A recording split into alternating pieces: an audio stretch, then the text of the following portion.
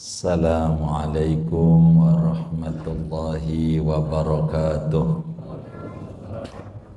Bismillahirrahmanirrahim.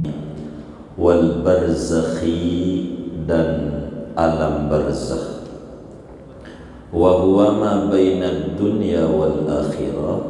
Barzakh itu barang yang antara dunia dan akhirat. Min waqtil mauti ilal ba'si, mulai dari waktu kematian sampai kebangkitan dari kubur. Faman mata faqad dakhala fil barzakh, maka siapa orang telah mati maka sungguh ia masuk pada alam barzakh. Afadahu Ramliyu, menerangkan akan ini wa huwa ma bainad dunya wal akhirah oleh Imam Ramli. Wa hadza ma'tufun 'ala sirati, dan adapun lafaz barzakh yaitu diatofkan atas lafaz sirat. Summa bayyana dzalika, kemudian menjelaskan oleh Tuan Musannif akan yang demikian itu alam barzakh biqaulihi, dengan perkataan Tuan Musannif, min su'alil malakaini, dari persoalan pertanyaan dua malaikat, mungkarin wa nakirin, pertama mungkar namanya dan kedua nakir. Wa huma mahibaniha ilani, keduanya mungkar nakir itu mahibani, yaitu menakutkan, hailani lagi membingungkan, menyeramkan. Yuq'idanil abda fi qabrihi, keduanya mendudukkan akan si hamba di kuburannya. Sawiyan, padahal sempurna. Dza ruhin wa jasadin, yakni memiliki ruh dan badan. Fayas'alanihi anit tauhidi war risalati, maka menyoal keduanya akan si hamba tentang tauhid dan risalah kerasulan. Wa yaqulani lahu, dan berkata keduanya kepada si hamba, man rabbuka, siapa Tuhanmu, wa ma dinuka, apa agamamu, wa ma nabiyuka, siapa nabimu. Wa huma fatana al-qabri, keduanya itu adalah penguji di kuburan. Wa su'aluhuma awalu fitnatin ba'dal mauti, adapun soal dari mungkar nakir yaitu mula-mula cobaan sesudah kematian. Wa adzabil qabri wa na'imihi, dan azab kubur dan nikmat kubur, alal jismi war ruh, atas badan dan ruh juga, kama yasha'ullahu ta'ala, sebagaimana menghendaki oleh Allah ta'ala. Wa inna dzalika haqqun wa hikmatun wa adlun, dan sungguh yang demikian itu azab dan nikmat kubur merupakan benar adanya dan hikmah dari Allah dan keadilan dari Allah. Wallahu a'lam bishawab. Segini.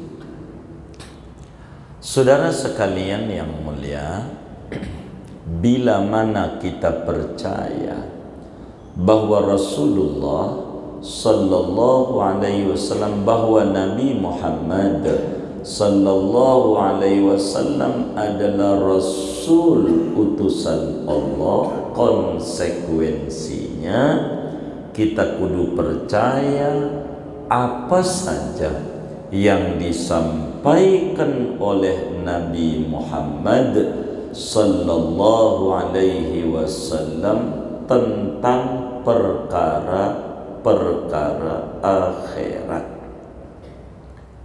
Malam hari ini kita akan membahas tentang alam barzakh dan hal ikhwal yang ada pada alam barzakh. Barzakh, saudara, secara bahasa artinya al-hajiz baina syai'aini, penghalang antara dua perkara. Seperti apa di dalam Al-Quran pada surat Ar-Rahman, Allah subhanahu wa ta'ala menjelaskan marajal bahraini yaltaqiyan bainahuma barzakhun la yabghiyan. Barzakh itu dinding penghalang secara bahasa.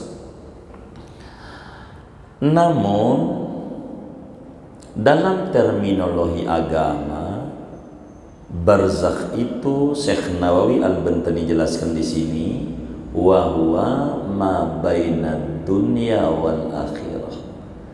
Barzakh itu alam antara dunia dan akhirat. Jadi tembok dunia dan akhirat namanya disebut barzakh. Seorang yang umurnya 15 tahun ke atas, akalnya sehat, wajib yakin seyakin-yakinnya bahwa yang namanya alam barzakh benar adanya. Kita wajib kudu yakin.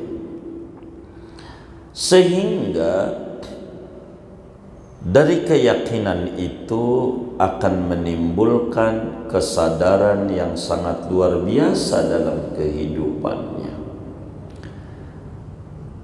Ketika kita memahami barzakh dalam terminologi agama, Syekh Nayal Bantani jelaskan ma bainad dunya wal akhirah. Alam bukan dunia, bukan akhirat. Sejak kapan disebut barzakh? Kata Syekh Nawawi, sejak matinya orang sampai kebangkitan. Jadi dunia berakhir bila kita mati. Kita mati berarti udah habis dunia kita. Akhirat belum. Namanya barzakh. Ketika bangkit dari kubur, di situ disebut akhirat. Bangkit dari kubur. Sehingga saudara, kata Syekh Nawawi, faman mata faqad dakhala fil barzakh. Siapa aja yang mati berarti dia detik itu juga udah masuk di alam barzakh.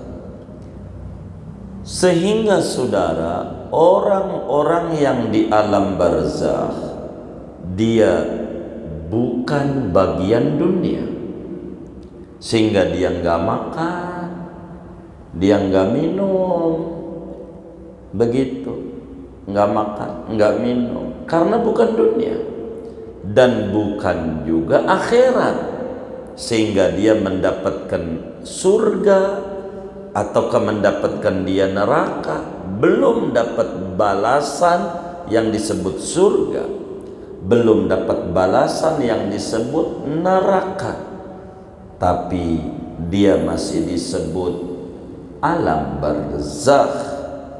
Begitu kata Syekh Nawawi. Dan perlu difahami oleh kita bahwa hal ikhwan yang ada pada alam barzakh ada dua pokok yang bakal dialami oleh siapapun yang masuk pada alam barzakh. Ada dua hal. Yang pertama, pertanyaan mungkar nakir. Yang kedua, mungkin dapat nikmat, mungkin dia dapat adab kubur. Dua hal ini berbicara tentang barzakh isinya. Jadi sesudah kita mati, saudara, masuk di alam barzakh, yang kita awali pertama kali min su'alil malakaini. Kita dikubur dah. Umumnya orang dikubur. Ada juga orang nggak dikubur, kayak dimakan oleh hiu atau oleh macan atau orang dibakar tetap saja dia ada di alam barzakh dan dia bakal ngalamin persoalan daripada dua malaikat ini bagi orang yang sudah di alam barzakh. Dan dari persoalan ini dia bisa mendapatkan azab kubur ataukah dia bisa mendapatkan nikmat kubur. Karena itu kata Syekh Nawawi, summa bayyana dzalika biqaulihi min su'alil malakaini. Jadi kalau kita udah mati, ditaruh tuh kita di kubur, ditutup sama kubur. Sesudah kita ditutup, semuanya ditinggallah oleh kita punya keluarga. Maka yang kita alami adalah su'alul malakaini. Kita akan ditanya oleh dua orang malaikat. Seorang mukallaf yang umurnya 15 tahun ke atas, akalnya sehat, wajib yakin, seyakin-yakinnya bahwa soal kubur itu benar-benar ada, kecuali golongan yang diistimewakan yang kagak ngalamin soal kubur. Tar kita bedah golongannya. Seluruh ulama ahlus sunnah wal jamaah, saudara, seia sekata sepakat seperti apa yang dalam kitab kita ini, bahwa soal kubur itu benar adanya. Siapa yang disoal? Orang yang sudah umurnya baligh, bocah enggak. Makanya enak kalau mati masih kecil, udah pasti surga. Kalau matinya masih kecil, belum 15 tahun ke atas. Kalau udah 15 ke atas, ya 50-50. Mungkin surga, mungkin neraka. Ini kayak ngaji nih, udah 15 tahun belum? Oh belum, itu pasti surga. Kalau belum, begitu. Kalau udah lewat, aduh, ini ya kita bisa berharap moga-moga moga-moga. Namanya moga-moga sama dengan pasti bukan? Bukan, belum tentu, kan begitu. Baik dia muslim, apakah dia kafir, kalau dia mukallaf, pastikan orang bakal ngalamin soal kubur. Siapapun dia, nanti ada golongan janjinya mukallaf. Adapun bocah, dia tidak disoal, karena persoalan kubur ini adalah konklusi daripada taklif Allah bagi dia saat ada di dunia. Inilah ujiannya, dan ujian ini berat, bukan ringan. Kenapa? Coba saudara pikirin. Yang bawa wahyu satu malaikatnya, Jibril. Urusan rezeki, Mikail. Nyabut nyawa, Azrail. Atu. Terus tiup sangkakala, Atu. Nyatat amal baik, Atu. Rokib. Nyatat amal buruk, Atu. Atid. Jaga neraka, Atu.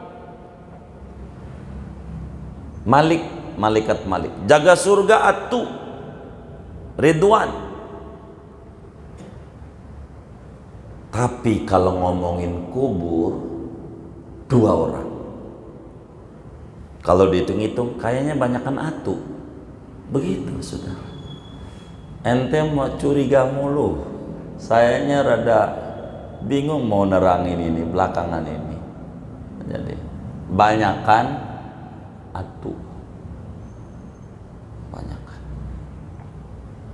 Tapi dikubur dua.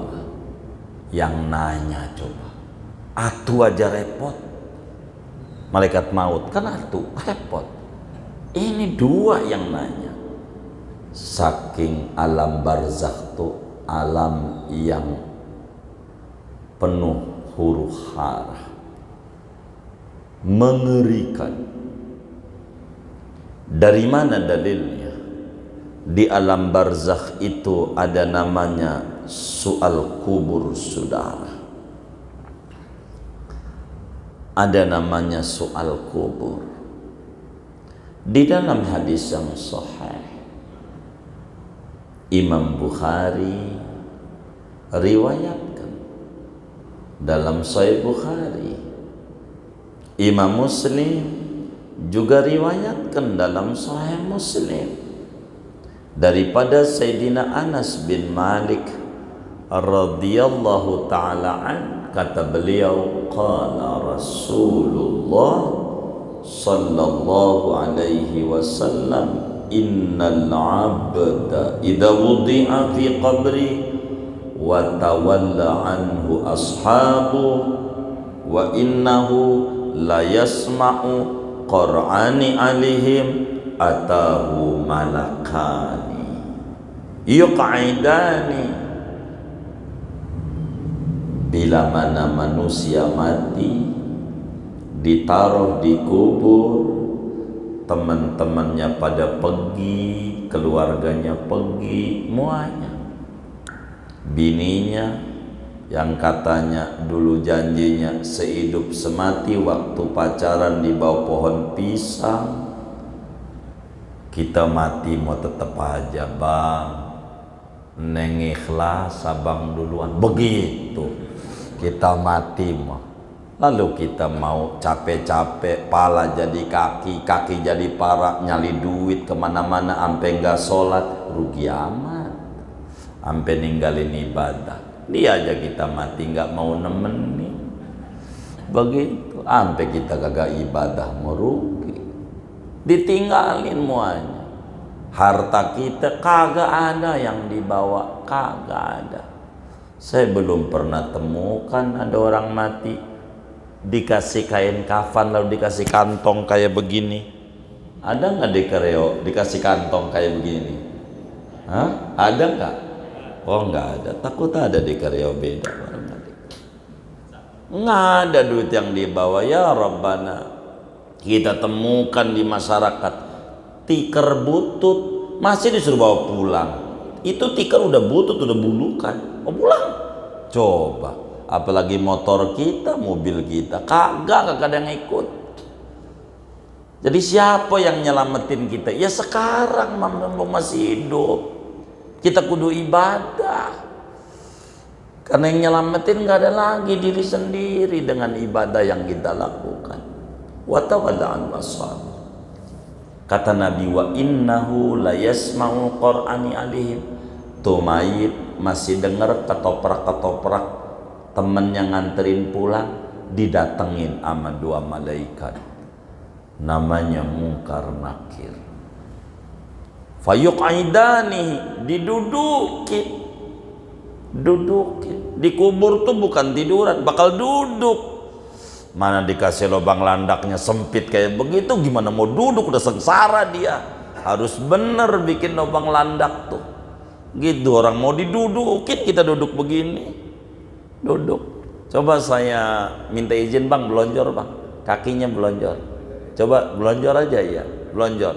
Nah kayak begitu, lubang landak kita harus tinggi kayak begitu, biar benar kita bikin kuburan. Tapi sayang kita belum ngaji kuburan, ini belum ngaji jenazah, kita masih ngaji tentang alam akhirat ya. Bagaimana bikin lubang landak tuh biar rapi kita. Ini Syekhna tulis tuh, fayuq'idani, didudukin. Kita nanti dikubur, Nabi juga bilang fayuq'idani, didudukin, dudukin, begitu. Dari mana kita tahu malaikat ini namanya Munkar Nakir? Kata Syekh Nawawi itu munkarin wa nakirin. Nabi yang bilang dalam hadis yang sahih Imam Tirmidzi, riwayatkan di dalam Sunan Tirmidzi daripada Sayyidina Abu Hurairah radhiyallahu taala an, kata Abu Hurairah, qala Rasulullah sallallahu alaihi wasallam, idza qubiral mayyit atahu malakani aswadani azraqani yuqalu li ahadihima munkar wal akharu nakir. Kata Nabi, bila mana mayit ditaruh di kubur, tar didatengin dua malaikat yang hitam legam, biru menyala. Malaikat ini matanya biru menyala. Dulu orang protes, dari mana mata biru kok nyala? Nyala, aduh dia kagak paham. Baru dia yakin nama Nabi ketika muncul minyak tanah nggak ada, sekarang ada gas. Gas tuh yang paling bagus, yang warnanya merah apa biru? Oh biru tuh, biru nyala. Baru dia percaya. Jangan telat percayanya. Udah kalau Rasul udah bilang, percaya aja. Suaranya menggelegar. Saudara suka dengar tuh suara dangdutan nih, pengang nih, lebih dari itu suaranya mungkar nakir. Maka kata Syekh Nawawi, mahibani hailani, menyeramkan. Maka disebut mungkar nakir, serem nyeremin. Kagak ada makhluk yang paling jelek dan mengerikan sejagat raya selain mungkar nakir. Itu begitu, nggak ada lagi. Ngelihatnya aja takut. Kalau saudara suka nonton tuh film Mak Lampir, biar kata jelek masih cantik Susana, cantik. Itu begitu kata Mak Lampir. Ini jeleknya luar biasa, nggak ada makhluk yang paling jelek sejelek mungkar nakir. Jadi kalau saudara dikata lu jelek kayak begitu, aduh masih ganteng, boleh tanya sama kiai. Mungkar nakir sama gua gantengan mana? Tanya sama kiai. Begitu. Jangan mau dihina-hina. Mungkar nakir ini paling jeleknya makhluk. Ngeri orang. Ngeri ama mungkar nakir. Ini kita bakal ditanya ama mungkar nakir, ditanya. Makanya Rasulullah sallallahu alaihi wasallam ketika ada sahabatnya wafat, nggak boleh pergi, jangan pergi dulu, jangan pergi dulu, jangan pergi dulu. Kata Nabi, Sayyidina Utsman bin Affan bilang, kana Rasulullah sallallahu alaihi wasallam idza faragha min dafni ahadin min ashabi. Rasulullah kalau udah kelar ngubur seorang sahabat, Nabi bilang, istaghfiru li ahikum wasalu lahu tasbit fa innahu al-ana yus'al. Ayo pada mintain ampun nih buat mayit, jangan pergi dulu, duduk dulu bentar. Mintakan ketetapan iman dan Islam. Dia sekarang bakal ditanya sama mungkar nakir, mintakan. Maka ada ajaran disuruh talqin. Nanti pada bab jenazah lah talqin. Kalau kita talqin, yang membaca talqin duduk, ada ngadep timur, jangan ngadep barat. Ini harus ngaji ngadep timur, ada depan nama mayit, yang lain diri dulu. Baru setelah rapi talqin, doa, baru duduk. Sabbatakallahu bilang duduk. Kalau aduh saya dengkulnya sakit, jangan datang, pergi. Wong ngajarannya diri, ngapain lu kemari sakit-sakit? Apa abis ini lu nih? Begitu. Diri dulu, takut lu doang. Diri ngelilingin kuburan, ajarannya. Tapi nanti pada bab fikih ini kan masih tauhid. Kitab kita ini disebut Risalah Jami'ah, kitab kecil komplit, tauhid, fikih, tasawuf. Tauhid dulu. Begitu. Kalau pengen buru-buru tamat, saya baca ujungnya walhamdulillahirabbil tamat gitu. Begitu. Jadi pelan-pelan ngaji. Karena kita ngaji ini nyari ilmu. Nggak usah buru-buru. Tahu? Ini kita bakal ditanya tuh di kubur. ama mungkar nakir, dan dia bawa palu. Kata Nabi, yang palu itu andai diangkat oleh orang sedunia, jin dan manusia gotong royong angkat, tidak keangkat. Bakal digebugin sama kita punya badan yang kayak begini, yang kena pentungan polisi anti huru hara aja menjerit. Bakal dipukulin tuh sama palu, berapa ton tuh beratnya, wallahu a'lam. Yang kayak begini nih yang dipikirin, bagaimana biar selamat. Kayak begini nih, nyehati nama jiwa, nyehati nama jiwa. Nih ditanya sama mungkar nakir, yang umurnya 15 ke atas. Ini udah 15 tahun belum? Belum, nggak ditanya selamat. Ini yang kita omongin yang udah 15 ke atas, yang bakal ditanya. Tanya Rasulullah, ya. Kita bakal ditanya. Ditanya tentang apa? Kata Syekh Nawawi, anit tauhidi war risalah. Ditanya kita, siapa Tuhanmu? Siapa nabimu? Apa kiblatmu? Apa imammu? Apa agamamu? Siapa saudaramu? Ini bakal ditanya kita. Apa kiblatmu? Ka'bah, begitu dijawab. Ketika dijawab, enggak gampang percaya mungkar nakir. Panggil tuh Ka'bah, ditanya bener enggak? Kata Ka'bah, bohong, duitnya banyak, beli toko lagi tapi nggak pernah ziarah kepadaku, haji aja kagak, nambah kontrakan mulu nih orang, nambah gembung, duit banyak, haji entar mulu, entar nambah kontrakan, sampai akhirnya habis lagi dagangnya. Salah dia tidak terima kasih sama Rabbul Ka'bah, nggak ziarah. Ke Bali nyampe, Singapura nyampe, Paris nyampe, Eropa nyampe, puncak mau jangan ditanya, saban minggu dia. Tapi duit dikumpulin buat ke Mekah, ora pernah dia. Bakal ditanya ma qiblatuka. Nah, nggak pernah datang, nggak pernah. Begitu saudara. Ditanya lagi ma imamuka, apa imammu? Quran. Panggil lagi Quran sama mungkar nakir, bener enggak?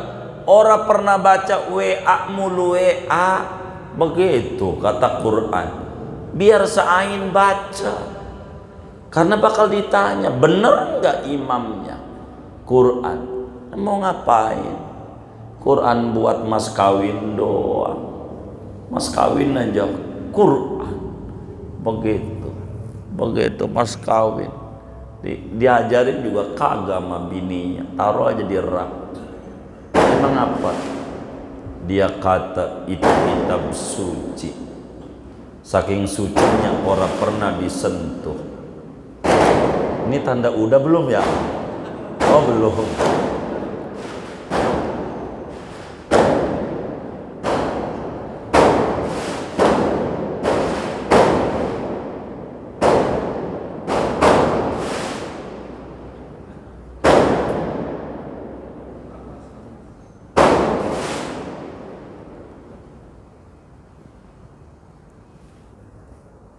Saudara akan ditanya. Kalau dia tidak bisa jawab, kata Nabi, yudrabu bima tariqa min hadidin darbatan, akan dipukul dengan palu besi. Dipukul. Ini yang kita pikirin. Apakah kita mau bertahan nama dosa mulu? Betapa berharganya kita punya dosa, sampai mau tobat aja enggak. Emang lebih muliaan dosa apa?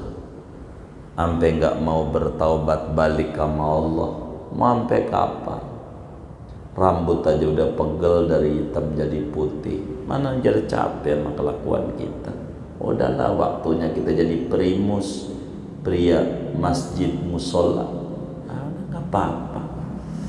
begitu ibadah. Ini yang dipikirin. Begitu. Pikirin yang kayak begini. Ini yang paling penting. Jangan mikirin yang enggak. Kongres, kongko-kongko, ora beres. Ini yang dipikirin nih. Alam barzakh bakal disoal sama malaikat mungkar, malaikat nakir. Tanya tentang agama kita. Agamamu apa? Islam. Bener enggak? Karena bakal ditanya. Islam dihina, pura-pura, begitu. Siapa saudaramu? Muslim lagi digempur, dia malah marah. Tuh orang ngumpulin duit, itu ngumpulin doang, nggak gabut dia. Begitu malah dia baru bantu. Bakal ditanya di kuburnya. Kita bakal ditanya, saudara. Maka penting kita mumpung masih hidup ibadah. Makanya Rasulullah Sallallahu Alaihi Wasallam didatangi malaikat Jibril, kata malaikat Jibril, i'mal masyita fa innaka majziyun bih. Terserah ente Muhammad mau apa ke kelakuan ente, pokoknya semuanya ada buahnya. Nanamnya berenuk, buahnya berenuk. Nanamnya duren, buahnya duren. Aish masyita, ente hidup sesuka ente dah, selagi ente nggak apa-apa. Fa innaka mayyit, entar ente bakal mati. Kalau dikubur ada ditanya, tuh Nabi gimana Ki? Nabi jadi nasihatnya malaikat Jibril. Itu maknanya untuk kita. Ini ngadepin soalan nih, kubur. Adakah orang yang tidak disoal di kubur? Ada. Satu, pangkatnya Nabi. Kalau Nabi enggak disoal.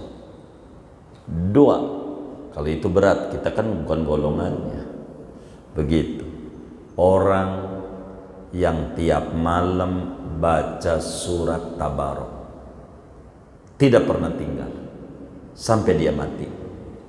Tiap malam dia baca surat Al-Muluk, tiap malam nggak pernah ditinggal, nggak bakalan ditanya di kuburnya yang baca Tabarok.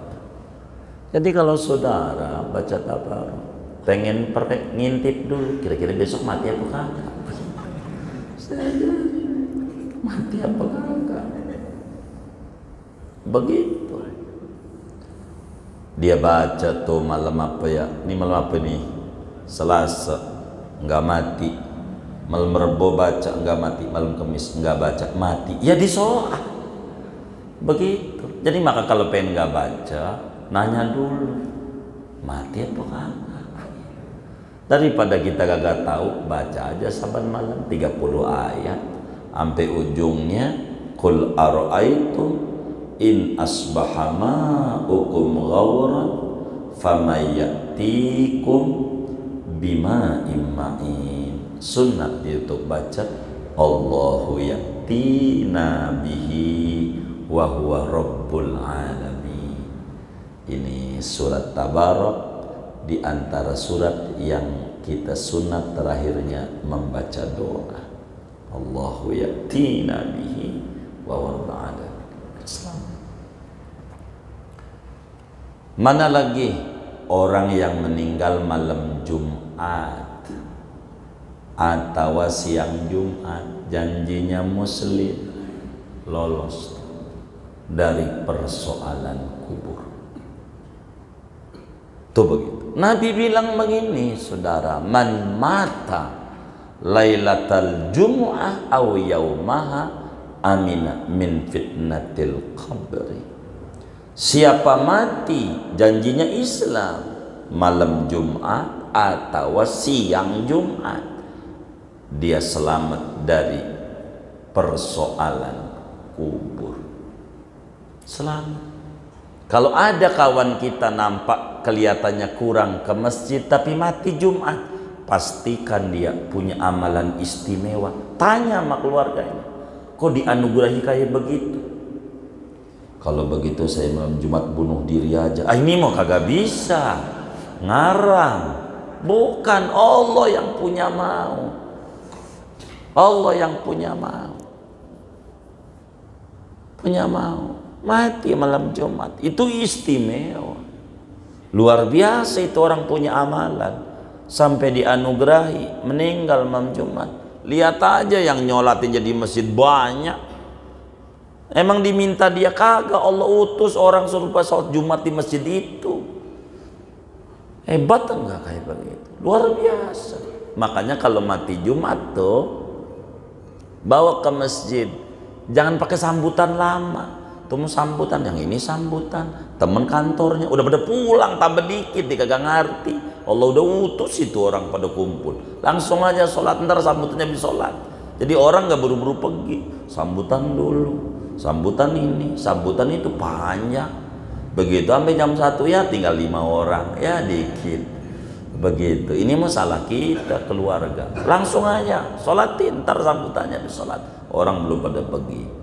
Sampai 6 orang kita sholat jenazah itu ganjarannya segede gunung Uhud, walaupun nggak kenal. Apalagi kalau kita kenal. Ini orang hebat, mati Jumat. Nabi bilang, man sholla ala maghfurin ghufirallah. Siapa yang nyolatin mayit yang dapat keistimewaan diampuni, yang hadir yang nyolatin diampuni dosanya segede apapun. Lumayan. Jadi orang nggak pulang, tuh sambutan ini, RT sambutan, RW sambutan, kelamaan. Begitu, biar langsung, biar orang jangan indik-indik pergi lagi. Saya, lumayan. Jumat itu istimewa, saudara, istimewa. Meninggal malam Jumat, dari Jumat itu luar biasa. Itu nggak ditanya, dikubur, nggak ditanya. Di antara orang yang nggak ditanya, Sayyidina Umar bin Khattab. Syekh Nawawi Al-Bantani tulis dalam kitabnya Simarul Yani'ah, tapi di kitab kita nggak ditulis. Bahjatul Asri ini. Sayyidina Umar nggak ditanya di kubur. Sayyidina Umar bin Khattab. Kenapa? Karena Sayyidina Umar bilang, nanti kalau udah mati bakal dikubur orang. Dibalikin ruhnya sama jasad ke jasadnya. Ini kita nanti dikubur tuh balik lagi kayak gini nih, saudara. Duduk tuh kayak gini.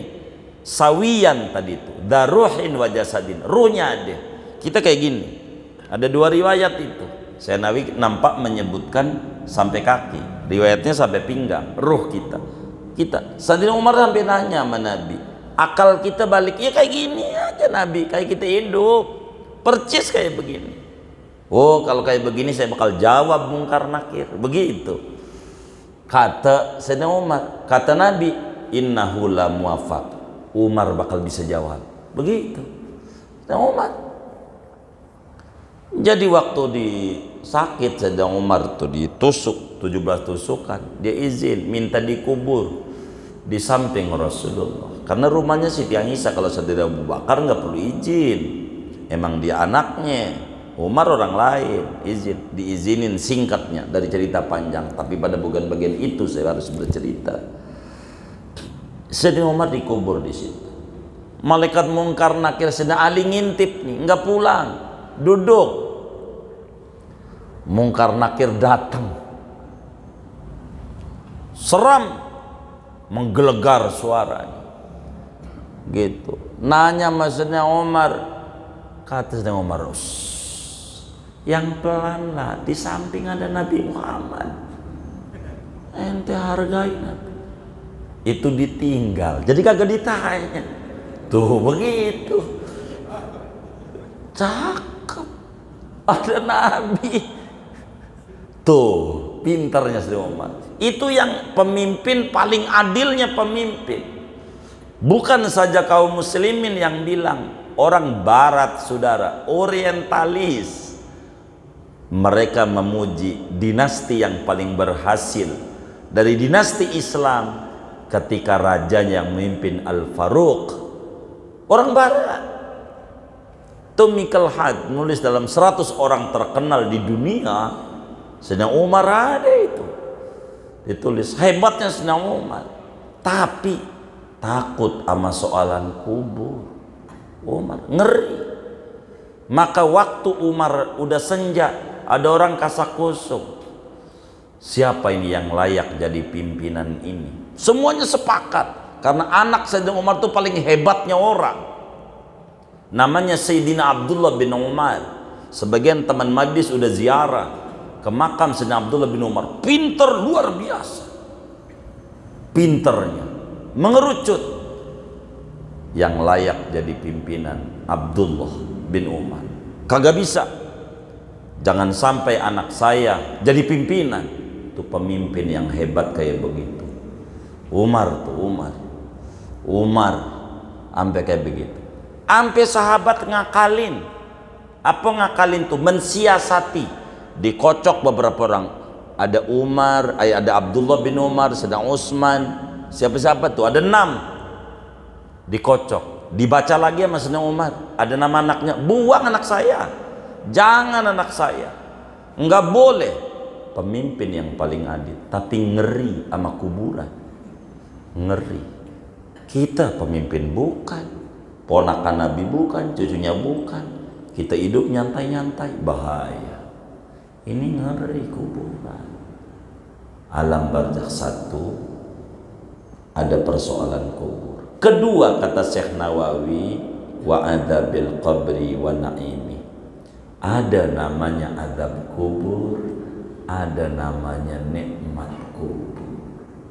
Seorang mukallaf wajib yakin seyakin-yakinnya bahwa nikmat kubur benar adanya, azab kubur benar adanya. Enggak di kuburan tuh tidur panjang. Kalau tidur panjang mah enak, yang di dulunya mabok, ngerampok, judi. Rugi yang dulunya ibadah. Kalau dikubur cuman tidur, kagak. Ada namanya nikmat kubur, ada namanya azab kubur. Dalam Al-Quran pada surat Ghafir, Allah subhanahu wa ta'ala berfirman, berkisah tentang Fir'aun. An-naru yu'raduna 'alaiha ghuduwa wa 'ashiyya wa yawma taqumus sa'ah udkhilu ala fir'auna asyaddal 'adzab.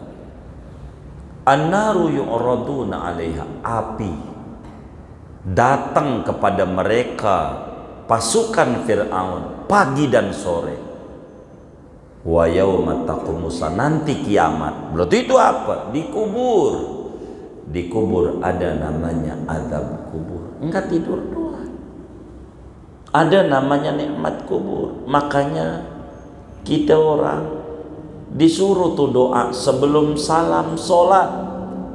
Imam Ahmad bin Hambal bahkan dalam madhabnya wajib sholatnya nggak sah kalau nggak baca doa ini. Imam Ahmad, tapi madhab Syafi'i sunnah.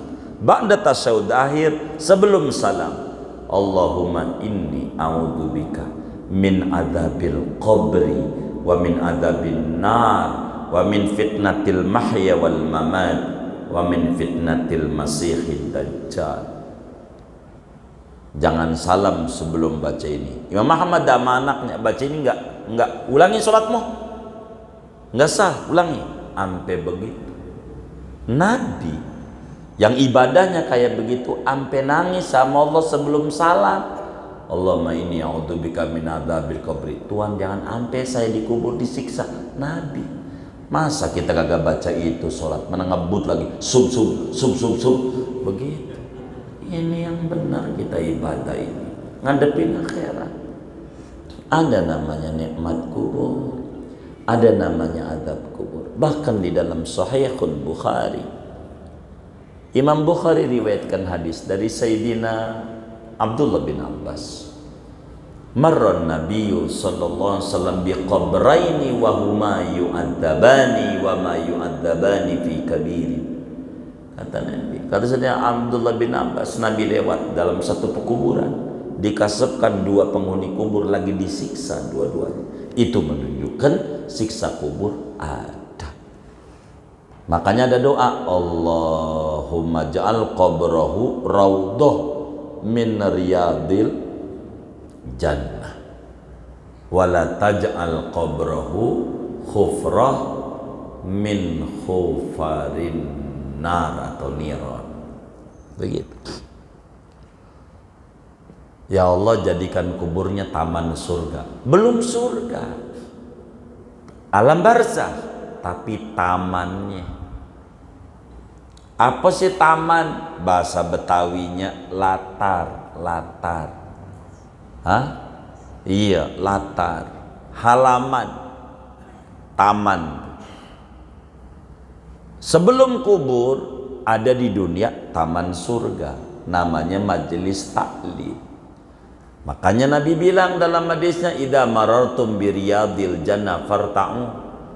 Bila Anda lewat ada majelis taklim, mampir, duduk di situ. Biar sambil nyandar, enggak apa-apa, namanya jider, ngaji nyender, enggak apa-apa. Yang penting duduk di situ.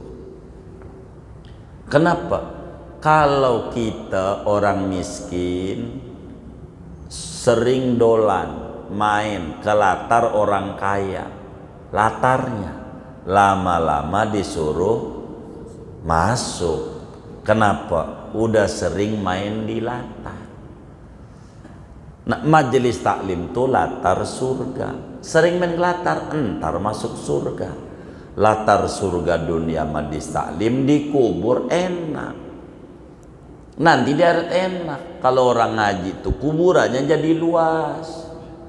Itulah orang ngaji keuntungannya. Ini nikmatnya ngaji. Walaupun kita ngajinya jiping, ngaji nguping, begitu, nggak bawa kitab, nggak bawa buku, nggak apa-apa. Yang penting ngaji.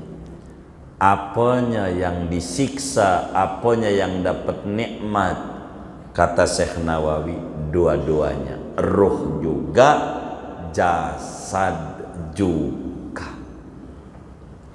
Ada yang bilang nggak ada namanya adab kubur, gua lihatin tuh orang mati, gua kagak kubur, gua kasih formalin, begitu-begitu aja. Aduh, Anda nggak paham, ini dia alamnya alam barzakh. Kita alam dunia nggak sama percis. Nikmat kubur dan adab kubur tuh kayak orang tidur sama orang melek. Kita nih melek, teman kita dua, yang satu sebelah kanan tidur, yang satu sebelah kiri tidur. Tidurnya sama kayak udang, bengkuk tidurnya. Yang ini nih pas bangun nyengir-nyengir yang kanan, nyengir aja. Kita tanya, ngapain teh senyum? Tadi nikmat banget tidur, jalan sama pacar ke Bali, Pantai Kuta, gandengan. Kata dia enak banget. Kita liatin kayak udang bengkuk ngorok ngiler, tapi dia bilang enak. Yang sebelah kiri bangun tidur ngos-ngosan. Emang apa? Mimpi diparanin setan. Lari kemari ketemu, pegel gua begitu. Padahal kita lihat kayak udang, kata dia sengsara. Ini kata dia enak. Kenapa kita nggak bisa masuk? Kita alam melek. Di alam mimpi beda alam, percis. Dikubur begitu, kita liatin sama orang dikubur, tapi di dalamnya ada yang runyem, ada yang nikmat. Tergantung bagaimana hidupnya dia. Ini kita wajib yakin. Ada namanya nikmat kubur, ada namanya azab kubur. Rasulullah sampai minta, buat apa? Buat ngajarin kita. Sampai sholat Allahumma inni a'udzubika min adzabil qabri, orang pernah tinggal seumur-umur. Makanya Imam Ahmad mewajib, madhab Syafi'i doang sunnah. Sunnah baca itu.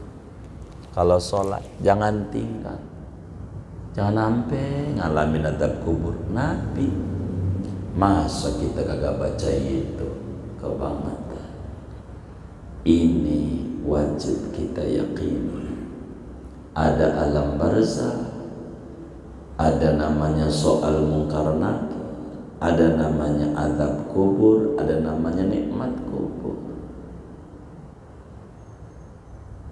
Kalaulah dia diadab, bisa ringan, bisa kalau keluarganya nolongin. Itulah penting kirim-kirim doa. Kalaulah dia orang baik, akan ditinggikan derajatnya.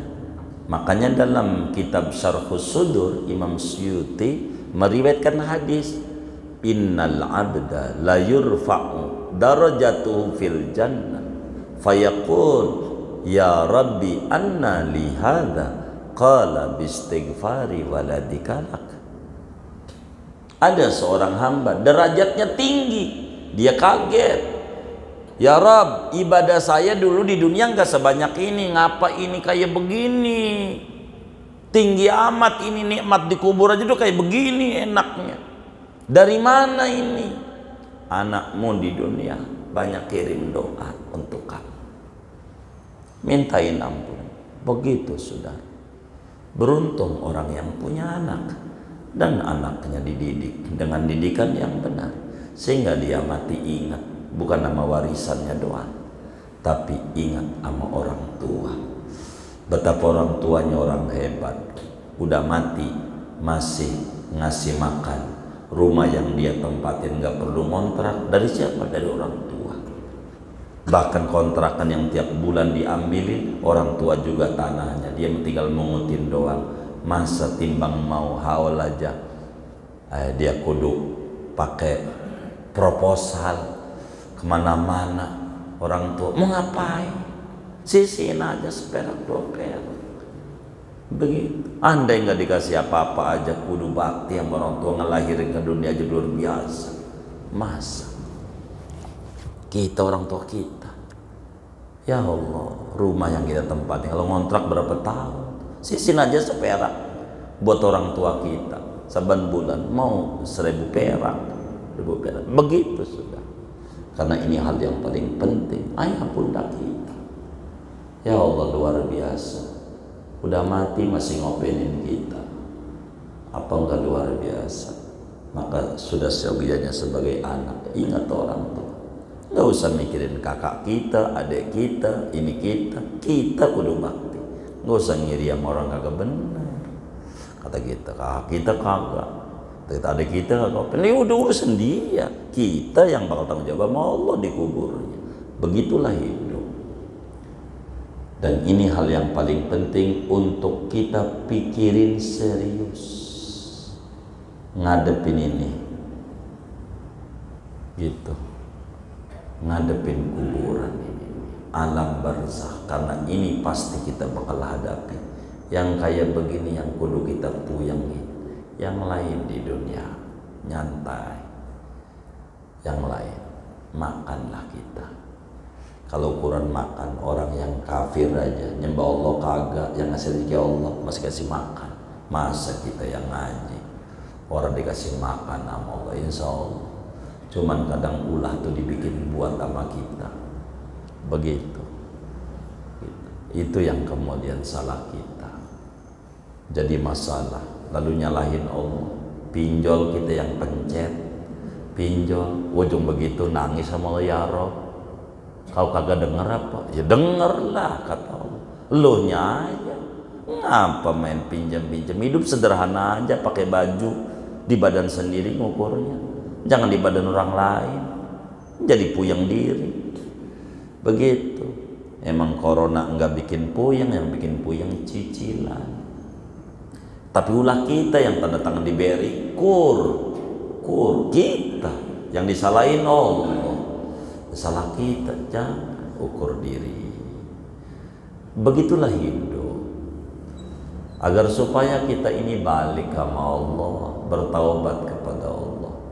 Kurang lebih sekelumit ini dari kajian tentang alam barzakh dan hal ikhwal yang ada di dalamnya, dan pentingnya kita memikirkan keselamatan di kubur. Mudah-mudahan Allah selamatkan kita di kubur, di akhirat. Allah jaga kita punya umur ini sampai Allah tutup akhir hayat kita dalam keadaan husnul khatimah. Amin ya rabbal alamin. Ada yang ditanya mungkin dari materi ini atau di luar? Semua doa silakan baik. Waalaikumsalam.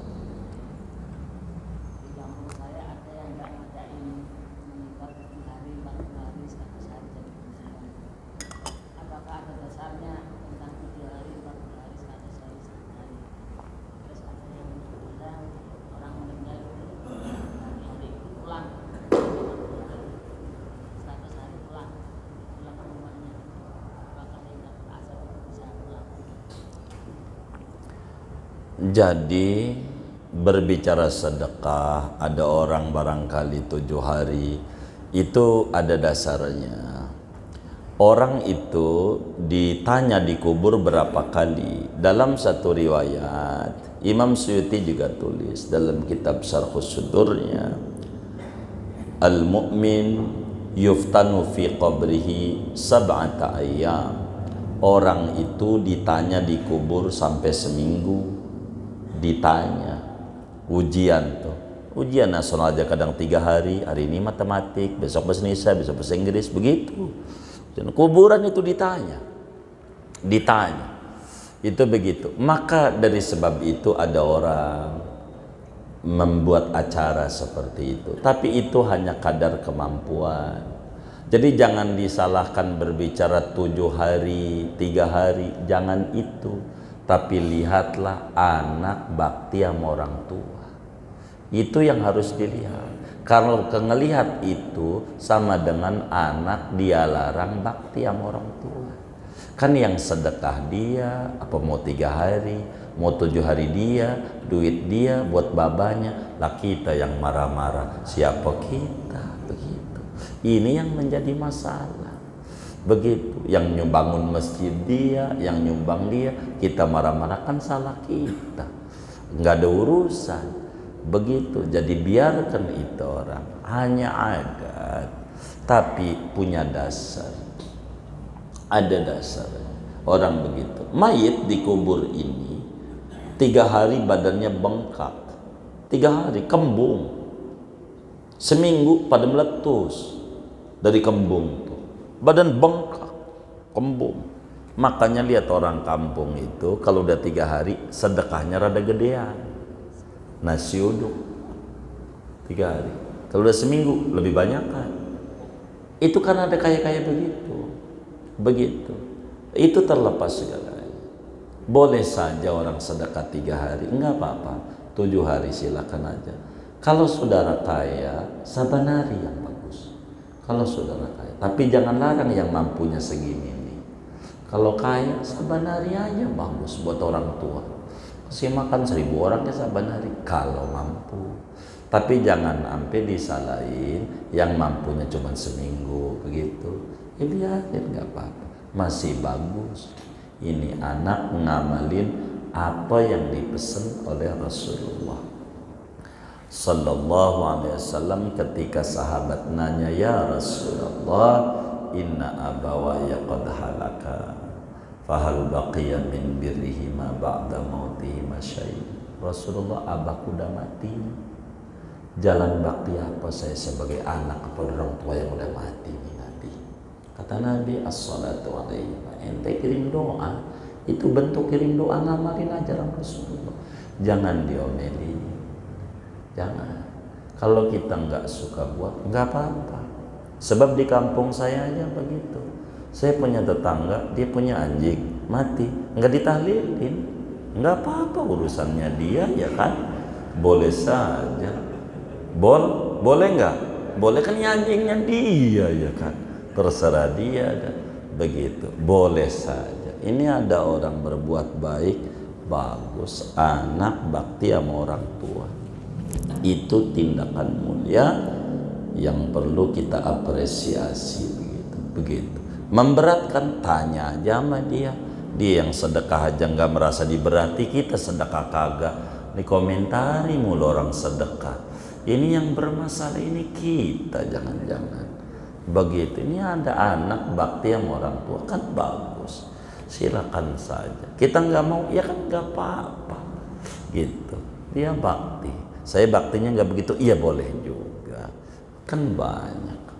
As-salatu alaihima wal istighfaru lahuma wa infadu ahdihima wasilatul rahim allati la rahimalaka illa min qiblihim, dan masih banyak hadis-hadis yang itu di Bukhari, di Muslim. Orang sedekah bagus saja, tentu sekemampuan mereka. Ada yang mampunya 3 hari, ada yang 7 hari, enggak apa-apa, boleh saja. Saya mau sehari aja, enggak apa-apa juga, begitu, boleh aja. Saya mau 40 hari, enggak apa-apa juga, karena agama tidak pernah maksa. Tapi jangan larang kalau ada anak pengen bakti sama orang tua, kurang lebih demikian. Wallahu a'lam.